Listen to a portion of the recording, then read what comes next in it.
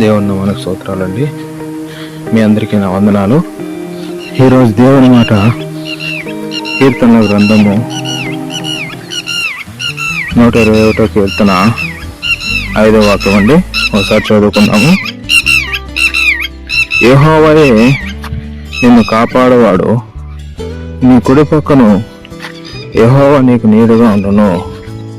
ఇక్కడ చూడండి, దేవుడు మనతో మాట్లాడుతున్న మాట, యెహోవాయే నిన్ను కాపాడేవాడు అంటే యెహోవా తప్ప వేరే దేవుడు ఎవరు లేరు, వేరే వాళ్ళు ఎవరు నిన్ను కాపాడలేరు. నిన్ను కాపాడేవాడు ఎవరంటే యెహోవా మాత్రమే. యేసయ్య మాత్రమే నిన్ను కాపాడతాడు. వేరే దేవుడు ఎవరు నిన్ను కాపాడలేరు.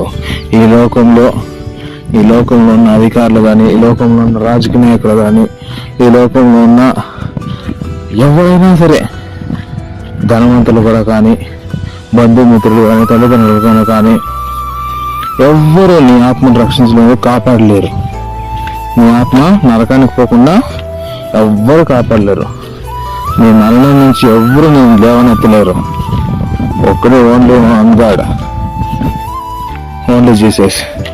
ఆయన మాత్రమే నేను లేవనెత్తగలడు. ఆయన మాత్రమే నువ్వు ఆత్మను రక్షించగలడు. ఆయన మాత్రమే రక్షించే దేవుడు కూడా. నువ్వు కుడి పక్కకు పడిపోకుండా, ఎడమ పక్కకు పడిపోకుండా నేను కాపాడేవాడు యెహోవా మాత్రమే, దేవుడు మాత్రమే, యేసయ్య మాత్రమే. కాబట్టి జ్ఞాపకం చేసుకోండి. ఈ ఉదయకాలంలో దేవుడు మనతో మాట్లాడుతున్న మాట జ్ఞాపకం చేసుకోండి. నిన్ను కాపాడుతాడండి. విడిచిపెట్టడు దేవుడు, ఎప్పుడూ విడిచిపెట్టడు. ఆయన విడిచిపెట్టే దేవుడు కాదు. మాట ఇచ్చి మాట తప్పని దేవుడు కాదు. నేను కాపాడుతాడని ఖచ్చితంగా కాపాడుతాడు. ఇంకా నువ్వే నమ్మకం లేకుండా తప్పిపోతున్నావు. కాబట్టి దేవుని సంపూర్ణంగా నమ్ముకోండి. ఆయన మాటలను మీరు నమ్మితే, ఈ మాటలు మీరు నమ్మితే, ఇప్పుడు దేవుడు నాతో కూడా నా ద్వారా మాట్లాడుతున్న మాటలు మీరు నమ్మితే ఖచ్చితంగా దేవుడు నేను కాపాడుతుంటాడండి.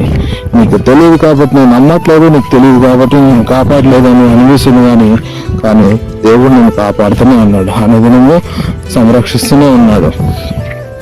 ఆయన నీతో కూడానే ఉన్నాడు, నేను నడిపిస్తున్నాడు.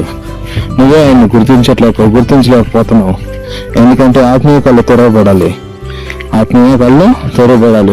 రోజు నువ్వు ప్రార్థన చేసి దేవుని వాక్యాన్ని వినిగి, దేవుని వాక్యం చదువుతూ, దేవునితో నడుస్తుంటే దేవుని నిన్ను ఎట్లు కాపాడుతున్నావో నీకు తెలుస్తుంది. నువ్వు ఎప్పుడైతే లోకానుసారంగా లోక కార్యాలు ఉంటే దేవుడు నిన్ను కాపాడుతున్నాడా లేదని, నిన్ను నడిపిస్తున్నాడు లేదని తెలిసలేదు. కాబట్టి దేవుడు నిన్ను కాపాడుతూనే ఉండే దేవుడు అండి. ఎప్పుడు నిన్ను విడిచిపెట్టే దేవుడు కాదు. ఆయన మాత్రమే నిన్ను కాపాడగలడు. కాబట్టి ఈ వాక్యం దేవుడు దీవించడం కాక ప్రార్థన చేసుకున్నాం.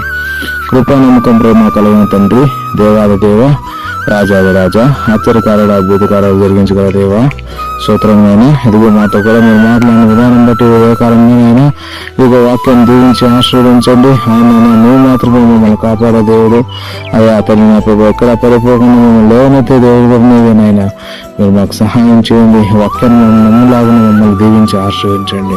వింటున్న ప్రతి బిడ్డని కూడా అయ్యా తండ్రి మీరు దీవించి ఆశీర్వదిస్తారని, నీవే నడిపిస్తావని, నీవే బలపరుస్తావని యేసుక్రీస్తు నామములో ప్రార్థన చేసి అడుగు వేడుకుంటున్నాం తండ్రి. ఆమేన్, ఆమేన్.